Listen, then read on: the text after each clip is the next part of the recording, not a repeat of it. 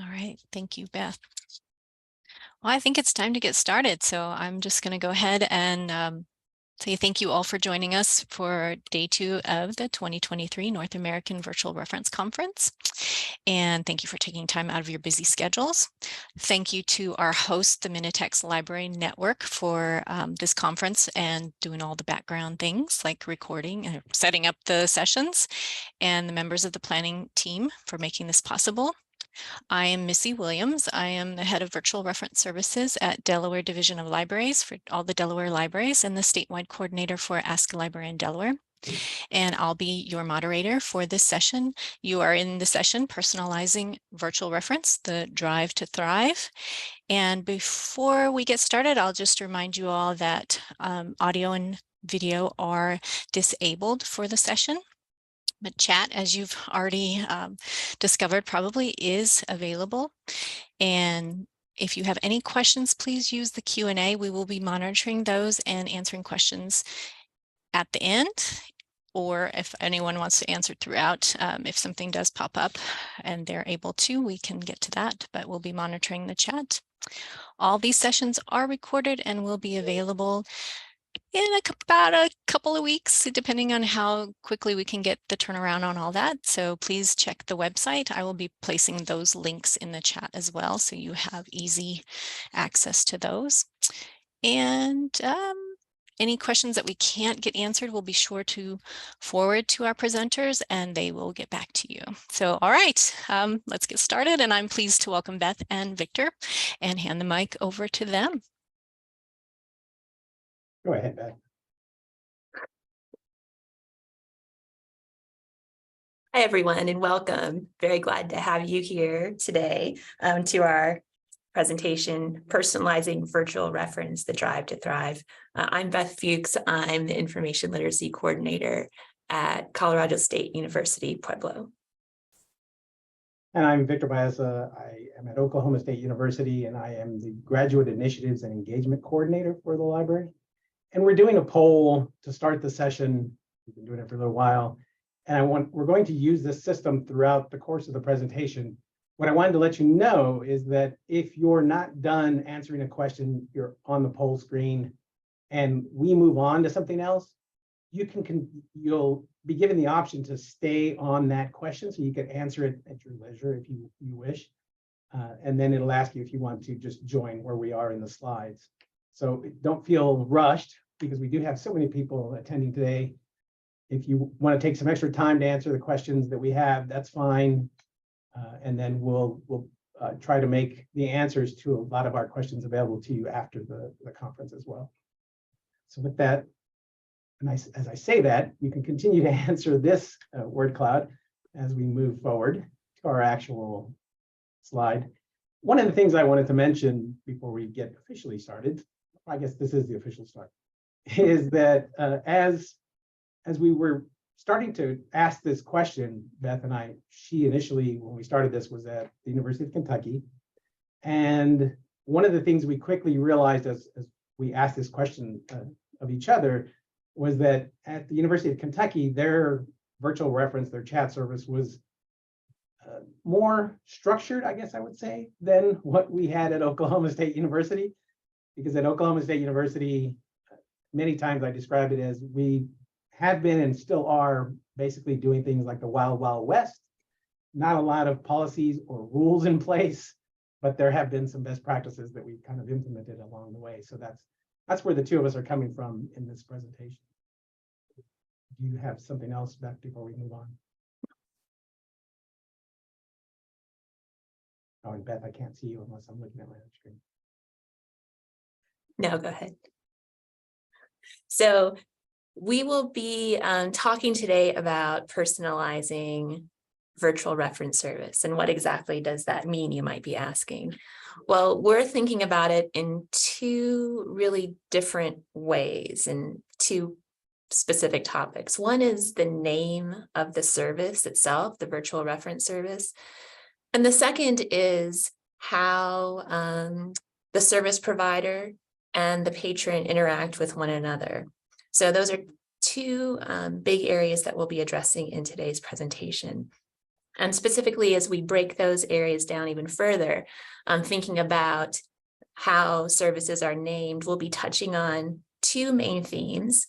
One is thinking about possible patron confusion based on the names that we give our virtual reference services. The other is using the virtual reference service name to help reinforce to the patron that the service is a real conversation happening with human beings. The second is thinking about how the service provider and the patron interact with one another. So we'll be talking about employees using real names, employees using the patron's personal name in the interactions, and safety concerns surrounding all of these ideas. Also, we'll be talking a bit about Springshare's chatbot service that will be released soon, because that definitely has implications for our presentation today and research moving forward. So if we start first with the idea of personalization through what the service name is actually called. I think a lot of us in libraries started providing virtual reference service quite a long time ago. And when we did that, and I remember the library that I was working at the time when we did that, we did it pretty quickly. There wasn't a whole lot of thought in what kind of parameters we wanted to set around it. There wasn't a whole lot of consideration about how we were going to interact with the patrons, but there was an awful lot of conversation about what we were going to call it. And that leads into the first point on this PowerPoint presentation here about cutesy names. We thought a lot about what we were going to call it, what we were going to name it. And I think that's kind of common in library land, no matter what kind of library you're working at, whether it be an academic, school, special, public library, especially as we think about the systems that we use in our libraries. Our catalog system. We spend a lot of money on these things. We spend a lot of time personalizing them. We get kind of attached to them in interesting ways. And I think that's why we want to name them. And so then we want to name lots of things that we do. And that can create some possible areas of confusion, specifically as we think about this, the service itself. Linking a name to a service just because it sounds cute, or maybe linked to your institution's name or your mascot. For example, at Colorado State University, where at Pueblo, we are the Thunderwolves. And I'm glad to see that our chat is not called something about howl at us or something like that, but I can see how that would have been really, really tempting at the time. The name itself should signify what the service is about. And by creating names that are perhaps tied more to cutesy names that make sense to us and ones that sound creative and linked to our institution, that may be problematic especially for folks who are international students who, for this may be a diversity, equity, and inclusivity issue. So we're not making clear what this service is, except that we really like the name. As we think about, though, differentiating between virtual reference service that involves a person, a real live person, and one that involves a chatbot, maybe naming your chatbot something cutesy, that may be a way to go. But in general, cutesy names, when they involve a person, can potentially provide some room for confusion where the patron is concerned. And we want to, as much as possible, alleviate that confusion when we can. Another thing to consider as you're actually naming the virtual reference service is that the name itself should convey what the service is. So it should be pretty straightforward. If it's a chat service, have the name chat in there somewhere. If it's an email service, put email in there so that people know what to expect from the service itself. That leads into the last point on this slide, and that is that the name also suggests the help level, and there's a lot of interpretation in this help level. The difference specifically between names like Ask a Librarian or, just chat with us. For us as librarians, we know that patrons are really hesitant to interact with us in person, a lot of times because they think we have better things to do. And this can also come into play as they read names of our virtual service on our web pages.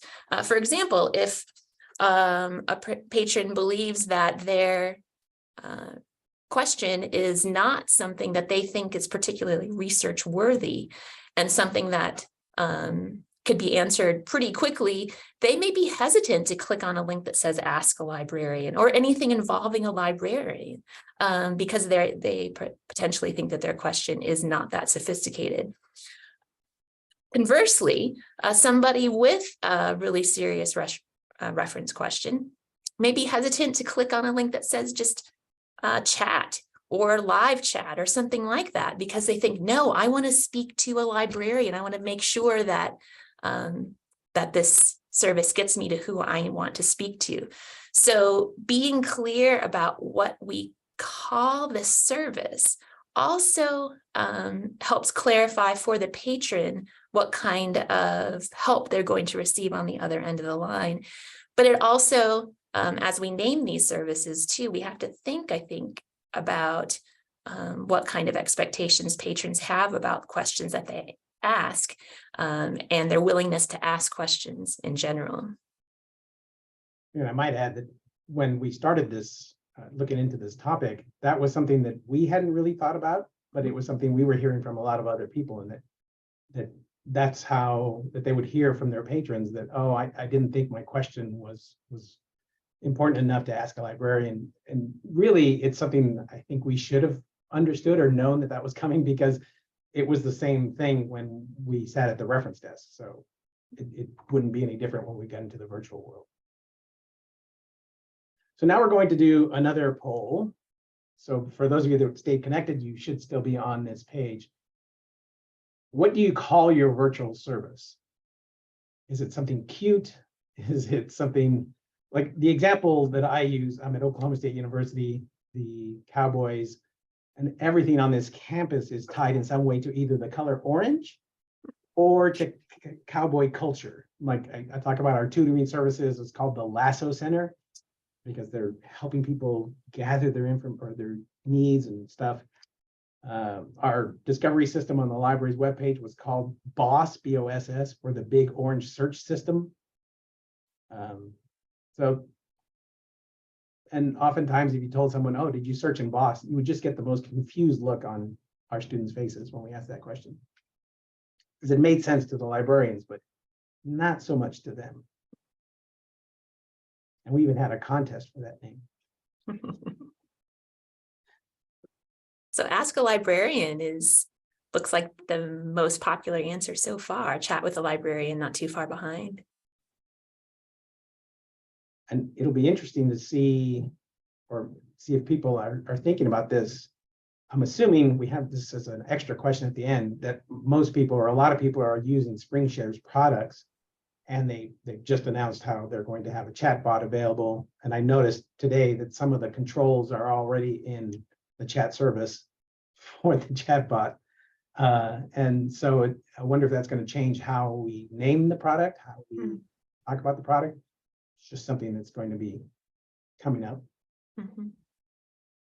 So as I mentioned before, I'm going to go ahead and move on from this slide, but if you are on your device, it should allow you to stay on there if you still haven't completely answered the question, or if you want to keep thinking about it, or if you're still typing it in.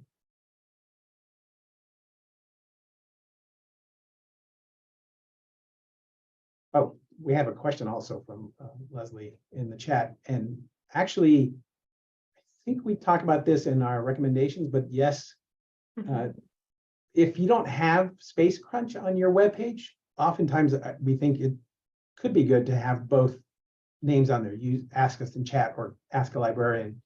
And I mean, if nothing else, it would be an interesting experiment to see how many people and what type of questions you're getting with each link, even though it's probably going to the same service. Okay. So along those lines, when we talk about the name practices, one of the things is that, especially now with chatbot, really people starting, there's that negative connotation really coming out because of ChatGPT. But when you're using naming practices with the people who are actually running the service, there's that element where you need to try and decide, consciously decide what it is you're going to do. And again, I say that from an institution that we didn't consciously decide these things. It's just whatever anybody wanted to do. So part of it depends on your system, what your system will allow to do. Sometimes whatever you're using only allows you to have certain types of names, or you have different options. Like with Springshare products, typically the way they're set up, or at least the way ours is set up, is that when you log into chat, if you do not have a nickname set up for your service, for you, then the system's going to default to your profile, your login name.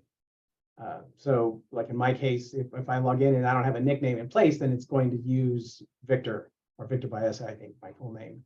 But you can nickname, and so you can do that. And then if you want to remain anonymous, there's the options of, well, you don't actually have to use your real name as your nickname. You give yourself another name. We're going to talk more about why you might want to do that later. But then also, because of the system, if I don't want it to default to my full name, or I don't want to use my real name, if I do want to use operator or librarian, that's not an option in Springshare's product, but then the librarian can put that as an option as their nickname. They could put in operator, or they could put librarian. And so one of the things you may think or start to think about is then, okay, let's make a decision. If you don't want your name to show up, or a personal name to show up, what are we going to call you? What name do we want you to put in there? Do we want librarian? Do we want staff? Do we want operator? Or so that's just something to think about as you're doing that. And then again, the personal, if you just want your first name, or if you want to use an alias, you can do that by setting that as your nickname. In a lot of different services, that's how you do it. And then we have what we call the chatbot effect. And because we want to, in basically any kind of service, we always talk about the personal touch, and that's how we get people to really respond to us. And so when you're trying to convey in your service that this is a personal thing, that's why I like using my name in the service. And because another thing, there's a couple of things that kind of play in here. One, based on a conversation in chat that took place yesterday in one of the sessions about chat reference, dropped chat sessions. It comes in handy if someone contacts us again and says, oh, I was chatting with Mata, or I was chatting with Victor. It makes it easier, or sometimes they email us later about it. It's easier for us to find that previous chat if we can just look up the person's name, because we know who it was they were talking to. We don't have to try and figure out, okay, who was on the desk or who was running chat at that time. The trouble is, though, if you're going with anonymity, is that there's research out there, mainly for general businesses using online chat services, that it can invite harsh behavior, that if people assume that this is not a real person they're chatting with, they can become belligerent, they can become angry. And we have an example from Oklahoma State that, again, I'm going to talk about in a little bit, where a patron, thought they were dealing with a chatbot because of the canned messages that were being created and being used. It sounded very bottish, I would say, not very personal. And so that caused a reaction within the patron, and it was really hard. And I don't think the GRA really was able to salvage that reference question and get back on topic, because the patron was just so convinced that it was a chatbot that they were dealing with. So as I started talking about employees using real names, you can use your personal names. And if you don't want to use your personal name, you can create an alias for yourself in the system. But in my experience and in several people that I've worked with, you start developing this connection almost immediately when you talk to someone. And what's been interesting, what I noticed in myself is that, so I would talk to someone and I would say, oh, hello, Mark, or hello, Leslie. Now, I've been at Oklahoma State University for 17 years, so I recognized a lot of professor names. And so there were quite often times I recognized a name, I would check in the email just to make sure, and then I would reply with, Dr. Fuchs, or I would call them, but how I would refer to them in person. But for the most part, if they just gave me their name, Stephanie, in the chat, then I would just use Stephanie. But it makes that immediate sort of connection, and it kind of helps personalize the service. But then what I noticed is that several people would then use my name in replies, as you can see in this example, and I realized that it was causing me to take more, I don't want to say pride, but I was trying to be more responsible about my reply, because I knew this was almost a very personal communication and they had my name. And so it inspired me to be better at what I was doing, which was a surprise to me when I did this. And then if you do allow people to not put in their names or put in a personal name, again, just making sure that we have a sort of, not a rule, a guideline as to what we can use, whether it be librarian, operator, or something to that effect. So again, we are now on to another poll question. And just out of curiosity, what naming practice for the employees do you follow? Do you just use some general librarian, operator? Do you have them use their personal names, first name and last name, which is interesting, because there's implications for that I bring out later.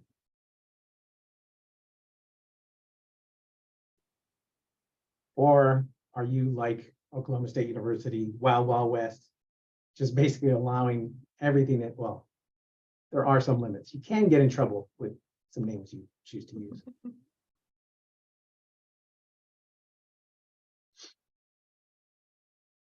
And I would think, I see here in the middle, it says don't have a practice, and they personally use their first name. And I think that's something that is fairly common, is that there wasn't a conversation about this. And that's kind of how we started looking in on this topic, was because it didn't seem like people were having that conversation. How do we refer to ourselves as in the service? Oh, that's interesting, using a gender neutral name. And then it seemed like just in conversations that we've had with librarians at different types of institutions that didn't have some sort of standard practice for naming, those conversations happened when somebody ran into trouble in some way, that had some sort of unfortunate experience that made them think more about the name that they were giving to themselves. And kind of on a side note, because I notice here someone mentions it, sort of the hi, this is, and then the name that comes in, how can I help you? We're not really talking about the canned messages that are in these services that make it easier to answer questions. But if you're really trying to make your service more personal, sometimes using these canned messages, although very convenient, if you make them too standard, you're going to undo the work you're doing by trying to use personal names to try and personalize the service. So even though you might be able to, I guess, find a way to still create a canned message, but make it sound more personable. That's more of a side note. All right, I'm going to go ahead and move on. So as we think about using the patron's personal name in these virtual reference interactions, so much of what we've been doing, especially in these last several years, because of COVID, has been online. And you can't read too much into the news to realize the impact that has had on so many people. on particularly their mental health. And I think that's true for any type of person that we are interacting with in whatever kind of library that you're working with. People have had a difficult time, and lots of different types of people. And in a lot of ways, virtual services can seem impersonal. And for some people, that's exactly what they want and why they're using them. For others, though, they're looking for something more. They're looking for more of a personal touch. So when we use the patron's personal name in our reference interactions, that helps to recognize them as an individual, that we see them as a person with a unique question, who has an information need that we're trying to help.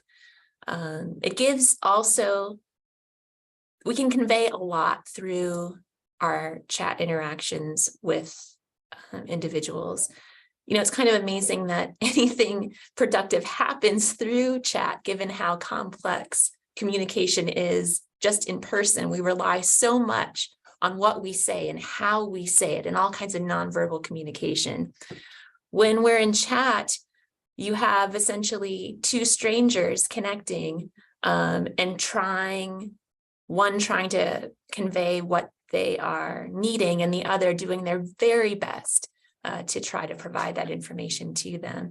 And so there's a lot of give and take that happens in these interactions that may be something that you're not even aware that you're doing. In one of the studies that we have, they noted that as the chat interaction goes on, the librarian or the service provider starts to mimic the behavior of the patron, whether they're being, informal in their language or even the way that they're typing, which is really, really interesting, that people are kind of doing this unconsciously. And so just having recognition when you're working with a patron that you see them as an individual, they have a name, and you're trying to make connections with them. There's a lot of value in that, and perhaps I would say even more now. Now, I work at an academic institution, as does Victor, and so we are trying actively to create connections with our patrons. But for those of you who work at other types of institutions, you may not be desiring that same level of connection that we are. So that may be also a consideration as you think about having conversations with your colleagues about whether or not to use patrons' personal names in your interactions. And I would say the reason we say we are in academic libraries always trying to make that personal connection. We're not saying that in other institutions you're not. It's just that we face so much rejection from the students and sometimes the faculty that we just desire that connection so badly. So creating that, well, and as Beth mentioned, that eventually you get that mimicking. And so knowing that that exists, we can start that process. We can create that personal touch at the very beginning so that maybe the patron will feel more at ease and then reply in a personal manner as well. Mm-hmm. But of course, if you're going to make something more, if you're going to make something more personal, there is the possibility that there could be some safety concerns. I'm sure some of you have already experienced this, or you know someone who's experienced this. You have the possibility of having a personal stalker. At Oklahoma State University, our reference service, our chat service, is staffed by graduate students who are trained to provide reference service, reference questions, reference interviews. And there have been a couple of times when a student recognizes that the person at the desk is also answering chat, and there's been some unprofessional, some conversations that we didn't want to take place that were going on because someone made that connection. And so you have to be aware of that. And that's one of the reasons we talk about using an alias, and now that we've had that poll question, someone says a gender neutral name, that's actually pretty good. Because our tendency has been to have it's been typically a female graduate student who's had this problem. And so we've had them change their name to a male name, and that has alleviated the problem. But a gender neutral name would also work as well. There's also a thing, and sounds much worse, and I just can't find a better way. Maybe someone will put in chat a better way to call it. You may have a professional stalker. We had these when we staffed the reference desk as well. People would learn your schedule, and people who wanted to talk to you knew, oh, they're going to be at the reference desk at 10 o'clock on Monday morning. And it's the same thing when you're doing this personal service and chat. And it's not necessarily a bad thing. I'm also the business librarian at Oklahoma State University. And because in my replies, I recognize faculty from the School of Business, and then they see my name in the reply, they have come to know, oh, the business librarian is on duty at this time, and they either tell their students to contact or put in a question then, or there was one instance where the faculty member initiated a conversation that really could have just happened in email. My thought through the whole process was like, I'm your liaison, you have my contact information. You could have just emailed me. But so you may end up with these professionals talk, oh, I do like dedicated fans. Repeat customers, yes. So, and then the other thing is the possibility, and this is more with those canned messages again, of abusive behavior. And this is unfortunately, again, from an example that I have here at Oklahoma State University with one of our graduate students, who the initial questions being asked by the patron, we had set up canned messages for replying to those, hours, that kind of thing. And so that's what was being used. And then the patron became kind of belligerent and became convinced they were dealing with a chatbot. And no matter how much our graduate student would try to convince them otherwise, they were just positive. And and some of the research we've looked at, when they feel like it's a chatbot or something mechanical, they feel like there's no repercussions for becoming more belligerent. And we've seen that with as they put different products online and said they're going to let it learn English from the people who post to it or ask it questions, and that has never gone well. It's just something that can happen. So these are some of the things that you need to be aware of if you're going to try to make your service more personal. So think about them, come up with some ideas as far as how you're going to deal with it, or let people know this is an option. So if you run into this, all you have to do is go into your profile and change your nickname to something else if you want to change your name. So just out of curiosity, how many of you have had a safety incident, something like this that happens at your institution?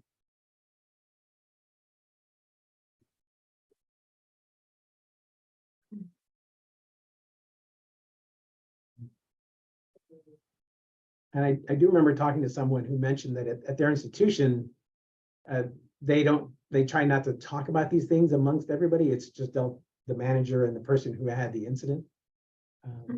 Although, I mean, you think of it in terms of a training opportunity. So it's pretty close to even for the yeses and the nos. And yes, Mary Kermit, sometimes they're not really bad, just like the personal stalker, usually not a bad thing.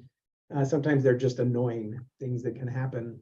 They can frustrate you or frustrate the person who's monitoring chat for you. So it can be nice to try to think of these in advance so that you can avoid them, or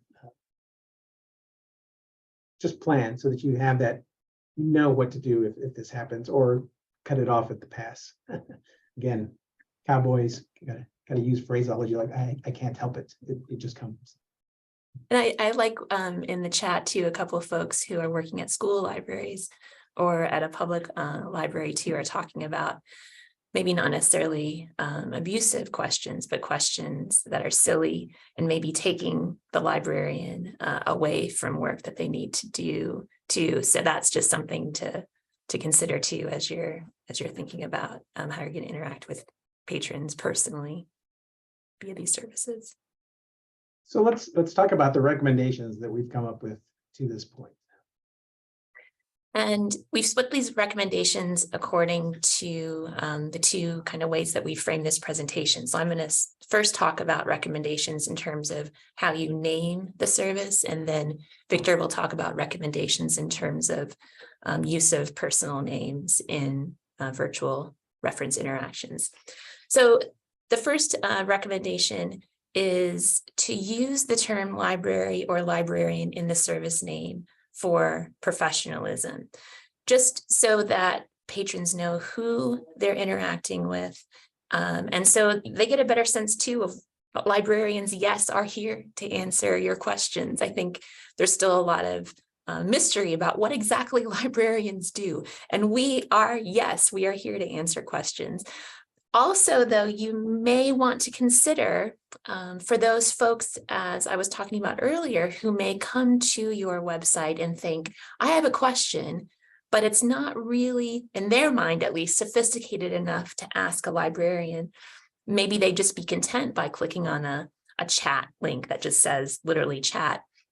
Then you may consider having links that say, chat with a librarian, ask a librarian, and somewhere else on that page or on another page, say live chat, but they both go to the same service. That way you're meeting patrons' expectations for the kind of service that they're expecting and who they're expecting to interact with, and you're meeting it both ways there. Another recommendation is to make sure that the service name of your virtual reference service communicates the purpose and the type of service. So this gets back to a question that was asked earlier in the presentation.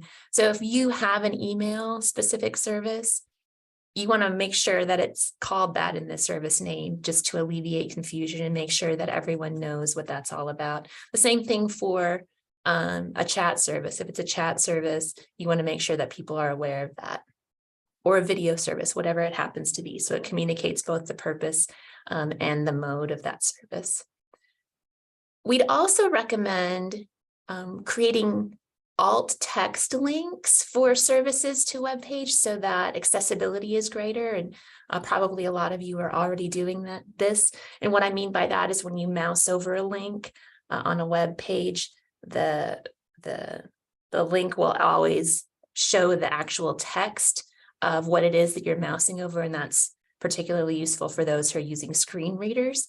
So when they're looking at a website, then they can know too what these links are actually going to. So that I think that's an important thing to include for your virtual reference service. And then finally, to develop and write down why you're doing what you're doing in terms of these practices for institutional memory, so that you just don't have to rely on folks working there for a long time, that you have some record of why things were done the way that they were done for future reference. And something that just occurred to me, I'm not sure why it just occurred to me now, was that in the making sure that the service name communicates the purpose, what really prevents us from putting the little information I next to the name of the service? So the patron could click on that to find out what kind of questions can they ask in this service. It just occurred to me now that we do that for databases. Why can't we do that for our virtual services, virtual reference services as well? For maybe a later thought. So continuing that and talking about the naming, the name usage of the people themselves rather than the service, making a conscious choice. You saw in our poll that there are quite a few people, Oklahoma State was one of them, or is still one of them, that doesn't have a rule or some kind of guideline in place as to what we're going to do. And it's not even really discussed in the training, which is something that's going to change here, where we're going to mention that this is how Springshare's system works. It's going to use your personal name unless you put in a nickname. And for the nickname, you can do any of these things. So it's still going to be Wild Westish, but at least we're talking about it, and we're saying it's okay if you want to be anonymous. We're okay. Just if you're going to be anonymous, use librarian, or, and as someone mentioned in chat, be proud, use a capital L librarian. So just have those in place so that people know that they have these options rather than just letting people discover what they want to do on their own. using patron names in all replies. This is something that with our graduate students, we tell them to do to try and make the service. I just we notice in the transcripts, there's a difference in the reactions that we're getting from people. On a side note, when I use LibWizard to send surveys out to people after a workshop of library instruction, when I make that personal connection with them, when I make that personal plea, please fill out the surveys because I use it to do this and that, I get way higher rates of return than if I just let the system send it to them at the end of the session. And I think we see that in a lot of conferences as well. So be consistent on employees, sort of what they're going to do. You can, as I mentioned, you can leave it kind of free, but you do kind of want to talk about maybe administratively, what do we want to do? And this is something that I think we haven't quite often done. We didn't do it here, and many people I've talked to, they didn't really think about it. You know, how are we going to name people, or what names are going to be used, or we're letting the system decide. It's just going to use your profile name unless you put in a new nickname. So you might want to have some consistency there. And to do that, to be able to create that consistency, much as Beth mentioned earlier, is to create some kind of best practices or guidelines. Several presentations I've seen people are talking about, they create a LibGuide for that service so that people know what the best practices are, or this is how we're planning on using the service. We want you to use a real name or a personal name, whether it's your real name or an alias. So you can set this stuff up, and it makes it easier for when new people come in, they can see what it is, what the library expectation is of them in the chat service. And then it emphasizes the fact that we're trying to make this more personal, make it less impersonal as we move forward. So with that, we've come to our question slide with our contact information. As many people have said at the end of their sessions, if you come up with a question later or something you want to ask us about what we've done, what we've looked at, you see our email, and feel free to email us. Great. Thank you so much. That was so informative, and I loved the professional versus chatbot and how you can not be so canned, I guess, when you're using your responses and personalizing everything. So we've had a couple of questions. The first question is, for some institutions, you only see guest.xxxxx. Referring to them in this manner feels botty, and I am not sure if I should ask them for a name. How do you make this interaction more personal? From the system side of it, depends on the system you're using, so much does. Quite often you can ask them, or it's something that they are asked before they get into the system, which is something that's going to be interesting now with Springshare's chatbot, how that's going to work into the flow system. But yes, if our graduate students, they've talked about how sometimes the name someone puts in there is often like Pistol Pete, our mascot. So we know it's not the real person. Or I guess there is the possibility of someone named Pistol Pete showing up at Oklahoma State. But that's one of the things we tell them, don't be shy about asking for someone, especially if they're going to end up referring the question to a subject specialist. We can often say, we can refer you to or have a subject specialist contact you because, so what is your email or what is your name? And it's interesting though, if they don't still want to, I guess that's just another policy decision you can make. What do you go ahead and just, how do you reply to them if they decide not to give you a name? I saw your shoulder shrug. Yeah, I don't know that there's anything that we can do necessarily, or that we want to do to drag somebody's name out, unless we're going to use it for, as you mentioned, some referral purpose. Because I understand, people want to use these virtual reference services sometimes because they want to be anonymous, and I respect that. So I think sometimes in the course of just virtual interactions, revealing names is just what naturally happens through referrals, or if they want to get back in touch with me, something like that. That I think just respecting the patron's need and their desire for any kind of future interactions with us, I think is the most important thing.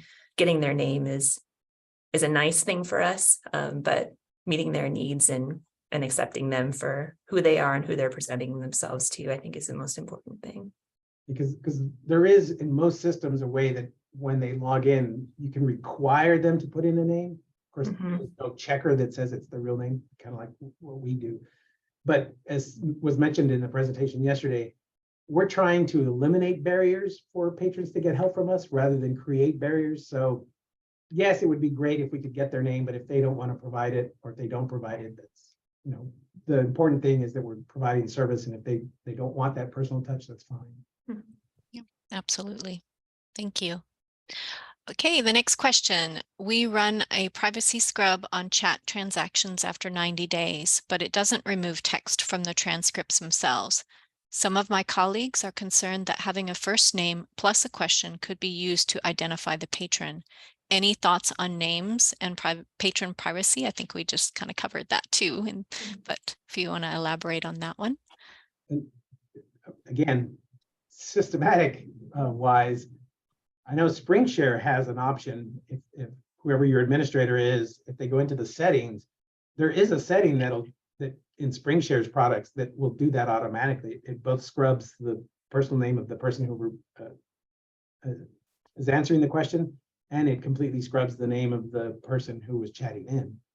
So if that's something you can decide on. Most systems have that'll automatically do that.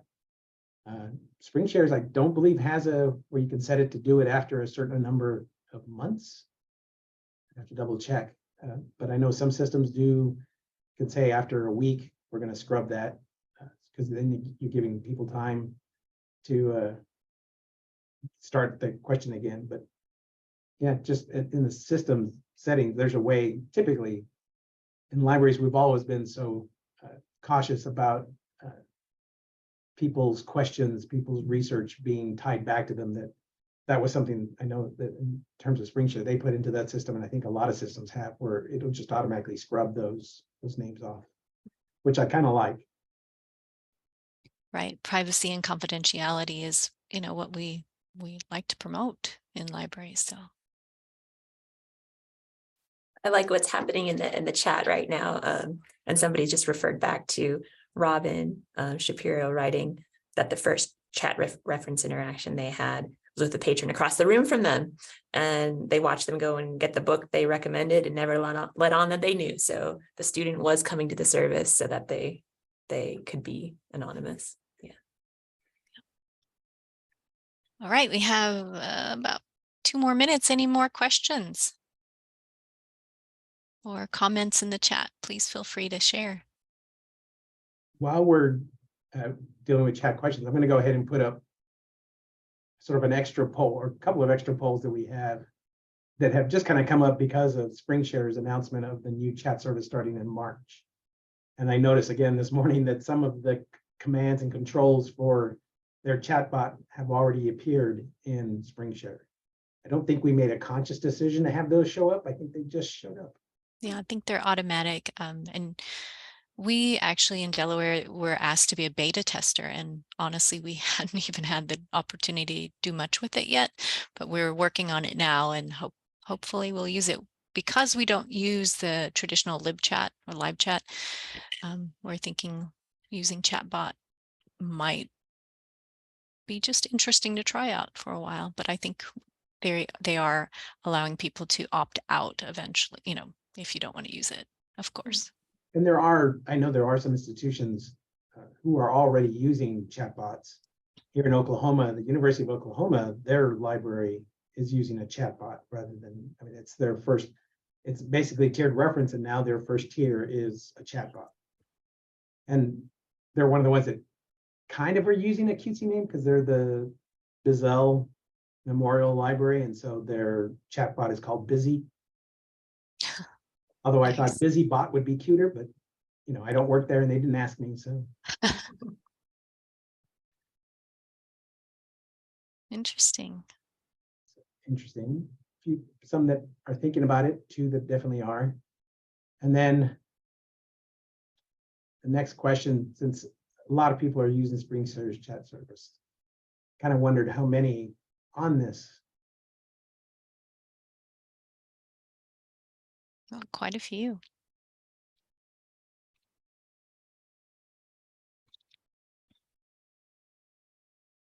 I'm not saying this is a bad thing, but they bundled together so many cool services. It's hard not to be in Springshare. For sure. As a business librarian, I can appreciate what they've done to corner the market. Nice. Oh, well, thank you so much. That was a very informative and very enjoyable presentation. We really appreciate you taking the time to present here during the conference. And I'm going to put a couple links in the chat. So please see our program for more sessions today through tomorrow. And then we'd love your feedback. So please do fill out the feedback survey if you get a chance to.